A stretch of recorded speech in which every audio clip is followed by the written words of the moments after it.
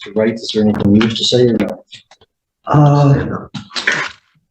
Yes, Your Honor. I'd just like to say that I bought the vehicle to either make a deal with my friend down the road because his truck was the vehicle didn't even have a rear drive shaft on it. I had it ordered for it. I was going to put it on and either sell it or make my friend a deal on it.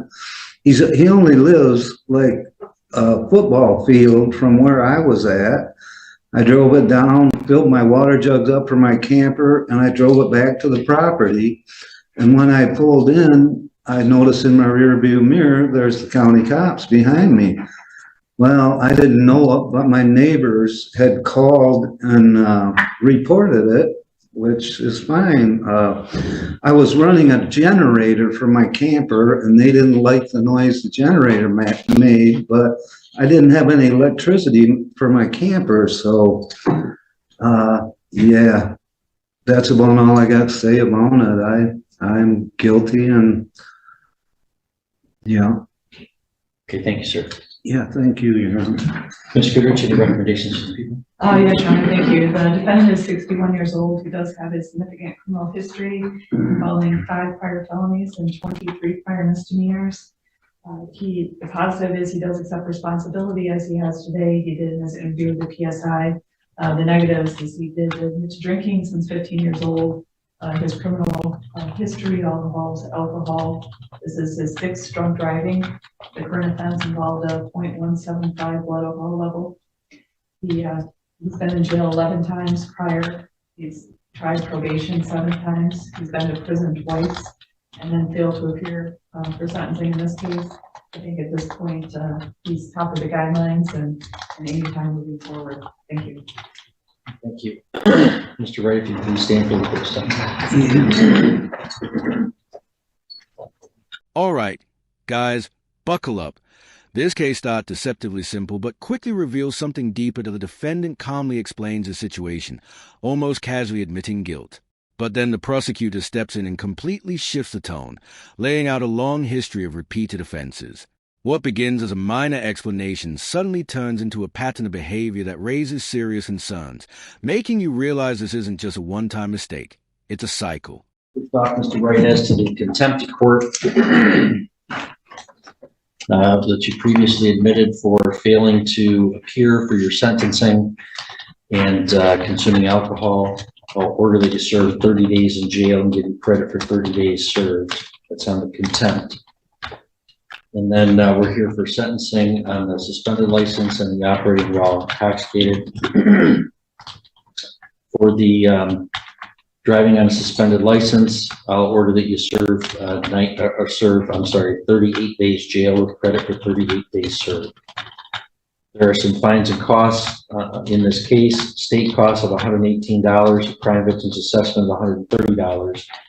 Court costs of $350 and a fine on the drunk driving charge of $500. And as to the incarceration component for that.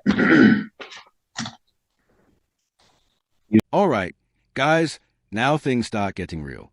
The courtroom transition from discussion to consequences. The judge begins laying out penalties, fines, and prior violations in a steady, methodical way. It may sound routine at first, but there's a growing sense that something heavier is coming. Every detail builds pressure, and you can feel that this is just a calm before a much stronger reaction from the court. We've got drunk driving cases. This is your 6th time being sentenced for a drunk driving offense. And you've got criminal history that includes drug crimes, drunk driving crimes, property crimes, and assaulted crimes.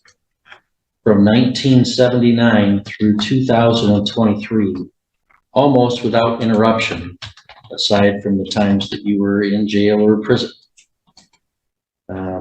So, Mr. Wright, it's fair to say that you are both a lifelong criminal and a serial drunk driver.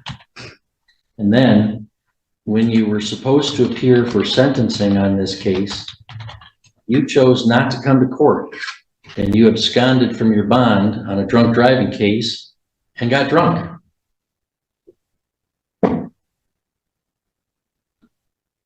Those are really extremely bad decisions. And then today you come in and want to minimize your behavior. Like you don't think this was a big deal. It's a big deal. Right. The first time you were sentenced by a judge for drunk driving, you should have understood that drunk driving is a big deal. You didn't. The second time you didn't get it. The third time you didn't get it. The fourth time you didn't get it. The fifth time you didn't get it. And today, after skipping out on your sentencing and drinking, you're telling me it's not that big of a deal. It is a big deal. People die from drunk driving. They get maimed from drunk driving. I've never had to be at the scene or knocked on a door of a parent, but the officers have. They've had to do those things. And you just are pretty nonchalant about it, even not even showing up for court for your sentencing. My sister. Those are all facts, Mr. Wright, that are not taken into account in the advisory guidelines. I believe it does call for an upward departure when somebody with 6 or with 5 prior drunk driving convictions doesn't show up for sentencing and gets drunk. And not just those, as I've outlined, career criminal, lifetime. For that reason, I think that a proportionate sentence is an upward departure, and I'm going to commit you to the Michigan Department of Corrections for not less than 5 years, nor more than 10 years, exercising my discretion under the habitual offender third offense to double the statutory max. Get credit for 38 days, sir. All right, guys, this is where everything hits hard and the judge delivers a powerful and unfiltered response, calling out the defendant's lifelong pattern of crime and repeated drunk driving. The tone turns intense, almost personal, as the judge emphasizes the real-world consequences of these actions. And then comes a final blow, a 5 to 10 year sentence. A moment that feels both inevitable and shocking. If you found this breakdown insightful, make sure to like the video, subscribe to the channel, and we'll see you in the next video.